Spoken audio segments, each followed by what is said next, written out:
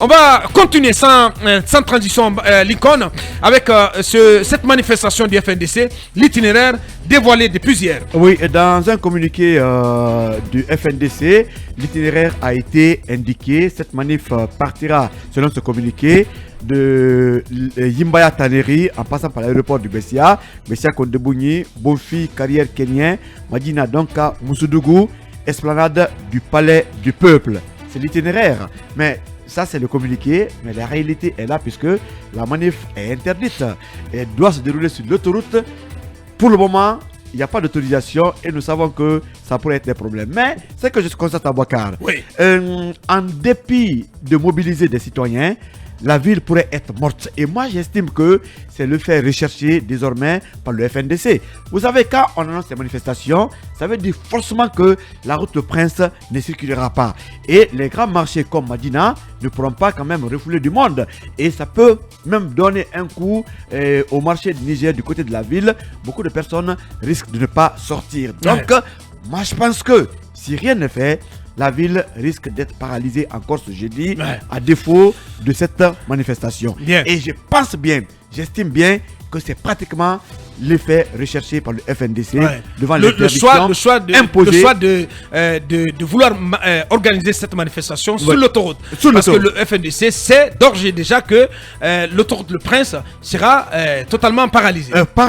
Et forcément, il y aura en tout cas des petits problèmes puisque, qu'on le veuille ou pas, le FNDC a quand même des sympathisants. Le Quator qui accompagne pratiquement le FNDC a des militants un peu partout à Conakry. Et moi, notamment sur le long des deux autoroutes. Mais bien sûr, bien sûr. Dans la route de Prince, il n'y a pas de débat. Sur l'autoroute, on sait que par endroit, il y aura la paralysée. Donc, on aura forcément une ville semi-morte le jeudi, c'est pratiquement rien de fait. Allez-y, Manuel, sur le choix fait par le FNDC de vouloir organiser cette manif sur l'autoroute. Je pense que c'est un choix très stratégique. Je vois l'école qui me regarde de coin. Bien. Il attend de savoir ce que tu vas dire. C'est un choix très stratégique. Vous savez, hier, je parlais un peu de cette même intelligentsia politique qui est en train finalement de se construire autour même des discours, des communiqués du FNDC. C'est un choix extrêmement stratégique parce que oui, le FNDC, en ayant déjà le soutien du Quatuor, sait que de facto, le prince s'est acquis. Et évidemment, même si le Quatuor n'avait pas fait cet appel à mobilisation, sur la route Le Prince, nous on aime les manifestations. Quand ça commence, on est dedans. Après, ce qui reste pour le FNDC, c'est l'autoroute évidemment. Parce que quand ça ne circule pas sur Le Prince, l'autoroute, généralement, ça fonctionne. Les gens, ils vont à leurs occupations. Et de ce point de vue, ça peut être présenté comme un échec de l'appel à manifestation du FNDC. D'où l'enjeu justement de faire en sorte que la manifestation se tienne sur l'autoroute. Et parce que à partir du moment où vous avez paralysé l'autoroute, c'est que vous avez paralysé la capitale parce que vous n'avez pas besoin de demander à la route Le Prince en fait de manifester. Elle va manifester. Ça c'est de facto, c'est comme naturel. Donc c'est extrêmement stratégique pour le FNDC de venir sur l'autoroute. Mais je vois cette manifestation également comme une sorte d'évaluation, c'est comme une sorte de dernière évaluation. De test. Non, ce n'est pas un test finalement. Enfin, je pense que c'est une évaluation, un peu comme une évaluation de fin d'année entre le FNDC et le CNRD. Oui, parce que cette manifestation, elle va permettre en fait d'établir, peut-être de manière définitive, quel est le niveau d'influence de chacun. Si le CNRD, en tout cas les autorités de la transition, réussissent à maîtriser la journée du 16, ça voudra dire que le verdict du FNDC est rendu. Comment ça, Manu, le verdict? Parce que vous avez vu déjà les premières manifestations du FNDC, elles n'ont pas produit tous les faits qu'elles étaient censées produire. Elles n'ont pas réussi comme... Non, elles ne se sont pas tenues, monsieur. Non, évidemment, même si elles ont été interdites, le FNDC a quand même dit qu'elles se tiendront. Ça veut dire que le FNDC croit en sa capacité d'action même quand c'est interdit. Et lorsque les premières manifestations, puisque c'est interdit, justement, le FNDC fait avec le contexte. C'est ce contexte. Ça. Ce contexte, c'est l'environnement. Mais l'acteur. Le contexte, c'est celui de l'interdiction et celui qui. C'est tout cela qui de l'interdiction. Voilà, tout simplement. C'est tout cela qui. Une interdiction qui se manifeste par le fait que on empêche le pouvoir militaire empêche tout regroupement. Vous êtes quand même d'accord avec moi que même Alpha Condé a interdit des manifestations, mais qu'elles se sont tenues et qu'elles ont paralysé la capitale. Autant à son temps, le FNDC a réussi à le faire. Donc c'est pourquoi je dis que c'est un enjeu. L'enjeu finalement, c'est de pouvoir montrer que même si, premièrement, nous sommes dissous, nous pouvons quand même agir. Même si la manifestation est interdite, nous pouvons quand même agir. Et même si on pense que l'autoroute est sacrée, nous pouvons quand même agir là-dessus. Et c'est là où l'enjeu, justement, il est important. Pour le CNRD, après avoir dissous le FNDC qui a annoncé 100 jours de préparation, ce que Koundouno l'a dit, on a eu 100 jours pour nous préparer et pour revenir. Donc, c'est un test grandeur nature. Si ça marche, ça veut dire que le FNDC, ce n'est pas une connerie, comme l'a dit Ousmane Gawal Diallo. Et bien, si ça ne marche pas, c'est que Ousmane Gawal Diallo a eu raison de dire que le FNDC c'est une connerie. C'est pourquoi j'ai dit que c'est un gros test. C'est ce qu'on va essayer de voir. Vous avez forcément... Juste un mot. Si c'était une évaluation, on aurait dû laisser le FNDC marcher pour savoir si le FNDC est suivi ou pas. Ce n'est pas populaire, tu n'existes pas. Laissez manifester et vous saurez combien de fois le mouvement est implanté ou pas. Mais quand c'est interdit, ça veut dire on redoute le mouvement. Et ces 10 recommandations du FNDC contenues dans ce que le FNDC appelle le guide du manifestant, qui est décliné ainsi: respecter les itinéraires de la manifestation, marcher pacifiquement et tranquillement, éviter de vous isoler lors des mouvements de foule, et pas d'enfants mineurs, ni d'écoliers dans les rues. Comportez-vous en citoyen digne et civilisé. Ne répondez à aucune provocation des forces de l'ordre. 7. Ne jetez aucune pierre ou autre objet aux forces de l'ordre. 8. Ne touchez pas au bien des citoyens. 9. Ne brûlez pas de pneus dans les rues. Et au point 10, respectez toutes les consignes des organisateurs et soyez vigilants. Je pense que ce sont des consignes assez intéressantes. Oui, c'est assez responsable. Assez responsable. En fait, c'est le principe. Logiquement, c'est ce qui doit être fait lorsque la manifestation est encadrée, est autorisée voilà, est autorisée. Mais sauf que dans le cas présent, eh bien, c'est une manifestation qui n'est pas autorisée, qui est interdite par le ministère de l'administration du territoire et de la décentralisation. Ce qui est évident, c'est que demain, à Boubacar, il n'y aura pas de regroupement. Ça, c'est évident. L'objectif recherché par le FNDC aujourd'hui, c'est paralyser l'administration. Paralyser les activités. Voilà. Oui, mais l'administration au public aussi, c'est important parce qu'il y a des travailleurs qui sont en banlieue, donc ils vont devoir traverser donc toute la banlieue pour se rendre en ville. Donc, ils auront toutes les difficultés à se déplacer. Donc, cette hantise, cette peur peut faire que aujourd'hui certains citoyens n'osent pas se déplacer pour aller à l'intérieur pour aller à Kalou. Mais l'autre chose qu'il faut rappeler, c'est que le FNDC aujourd'hui est dans une situation assez difficile. Vous avez compris que l'essentiel de ces responsables aujourd'hui sont en main avec la justice et le seul aujourd'hui qui communique, c'est Sékou Koundouno qui est pratiquement à l'étranger, donc qui assure la communication au niveau du parti, au niveau du mouvement. Voilà, du mouvement. Et ça va être très difficile demain. Il va y avoir des tensions un peu partout. Moi, l'appel que j'ai vraiment qu'on ne souhaite pas du tout. Absolument, qu'on ne souhaite pas. Et surtout cette recrudescence. Et généralement, ce sont des violences qui commencent la veille du mot d'ordre. Oui, parce que ce qu'il faut éviter à Boubacar, parce que ce qu'il faut éviter, ce sont ces violences qui dégénèrent un peu partout. Il y a des citoyens qui décident de vaquer à leur activité, qui sont parfois interpellés par des citoyens, par des manifestants surexcités qui n'étaient plus leur bien. Et ce sont donc les violences-là qu'il faut interdire. Mais de l'autre côté aussi, c'est les scènes d'affrontement qui sont courantes entre des manifestants et les forces de l'ordre. Mais aussi, à Boubacar, du côté des forces de l'ordre, il faut éviter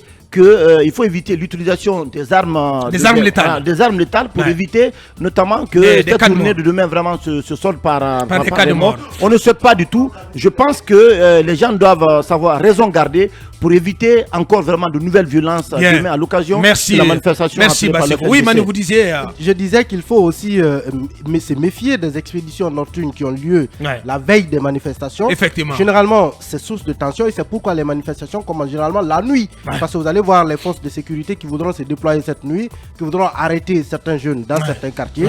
Et évidemment, ça va provoquer déjà des troubles dès la nuit et ça ne va pas s'arrêter jusqu'à la nuit. Voilà, une pensée pour tous les habitants des quartiers chauds comme Koza et Bambeto, qui vont être donc confrontés à ces scènes de tension déjà ce mercredi. Allez-y, Akoumba. Aboubacar, qu'il n'y ait pas un poussin dans la rue demain, ça sera tout de même une réussite sur la stratégie visée par le FNDC. Pourquoi? S'il y a manifestation demain et qu'il y ait assez de monde sans qu'il n'y ait de la violence, c'est que le FNDC a réussi à mobiliser, mais il a échoué à démontrer que Mamadi Doumbouya est une dictature. S'il y a déploiement des forces de sécurité et qu'on empêche la manifestation, le FNDC n'aura pas réussi à mobiliser du monde dans la rue, mais aura réussi à démontrer que Mamadi Doumbouya est une dictature. Donc de ces deux côtés, il y aura un gagnant et un perdant. Mais pourquoi je dis, même s'il n'y aura pas 1%, le FNDC aura gagné? C'est parce que tout simplement, ils vont certainement militariser l'autoroute et finalement, il y aura de l'intifada. C'est-à-dire, il y aura des groupuscules qui vont imposer leur terrorisme dans la rue. Et en ce moment, qui est le grand perdant? C'est l'État qui est obligé de mobiliser des recettes pour financer ces projets d'infrastructure. C'est l'État qui perdra. Donc, en disant l'État, le gouvernement qui est chargé d'exécuter les intérêts de l'État en premier. Et je pense ce qui aurait été mieux, c'était de négocier avec ceux qui veulent manifester sur ce qu'ils réclament comme étant objet de cette manifestation. Comme ça, on aurait gagné en tranquillité et on aurait gagné en recettes, même on aurait gagné en réputation. Le troisième aspect qui ferait que le FNDC sortirait certainement gagnant de cette journée, c'est qu'on aura réussi à relancer la crise guinéenne au niveau international et démontrer que certainement la junte est à assister encore parce qu'elle ne parvient pas à mettre tout le monde autour de la table. Aux facilitatrices, je commence à avoir un doute. Chère maman, on vous a offert un soleil. J'ai l'impression que vous êtes en train d'échanger ce soleil contre une lampe tempête. Allez distribuer des motos, de l'argent, ce n'est pas votre travail. On en parle. Ce n'est pas du tout votre travail. Et je profite pour dire que votre travail devrait être d'aller apaiser ceux qui appellent à la manifestation. On a vu des ministres ici qui ont installé des écrans géants dans les rues croyant que ça allait apaiser les manifestants. Ça a plutôt galvanisé les manifestants. On a vu des PA installés un peu partout dans les carrefours, notamment dans la commune de Ratoma. Cela a galvanisé les manifestants. On a vu des émissaires auprès de ces zones qualifiées de zones chaudes là, des émissaires parfois extrêmement généreux, mais cela n'a pas empêché, cela n'a pas diminué l'ampleur et la détermination de ces manifestants. N'échangez pas le soleil qu'on vous a confié contre une lampe tempête. Bien dit. Allez-y, Mamadouri, pour en terminer. Bon, vous savez, je parlais hier de l'esprit républicain qui doit habiter tout le monde dans cette histoire.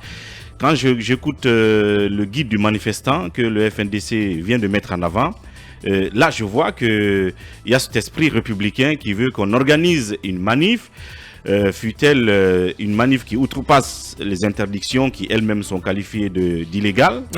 Mais on dit quand même aux manifestants, voilà l'itinéraire que vous devez emprunter, s'il y a possibilité que vous l'empruntiez, voilà le mot d'ordre, et voilà les mineurs ne doivent pas être sur le terrain. Ne répondez pas aux provocations. Vous ne devez pas attaquer ceux qui marchent pour aller à leur lieu de travail, vous ne devez pas jeter des pierres à tel ou tel. Je pense qu'ils ont rempli leur part de responsabilité républicaine en tant qu'organisateurs de manifs. Maintenant, à l'endroit de ceux qui vont manifester, c'est que si vous êtes un mineur de moins de 18 ans, un enfant de 14 ans, que vous êtes intercepté, interpellé dans la rue, vous n'auriez pas d'argument à dire que c'est FNDC qui m'a mis dans la rue. Si on vous prend en train de casser un bien privé, vous ne direz pas que c'est le FNDC qui vous y a commis, parce qu'ils ont déjà dit en amont ce que vous devez faire et ce que vous ne devez pas faire. En ce qui concerne le gouvernement, l'esprit républicain qui devait consister justement à autoriser, à laisser ces messieurs marcher et venir exprimer pacifiquement leur mot d'ordre. Cela n'a pas été fait et c'est ce qui semble être regrettable dans la situation. Je pense que le gouvernement n'a pas rempli sa part de responsabilité face à cet esprit que j'appelle républicain. Donc, celui de ou celle d'organiser, d'autoriser cette manifestation. Le choix de l'autoroute, je me prononce là-dessus. En dehors de ce que Manu a dit, moi je pense que c'est un défi pour le RPG.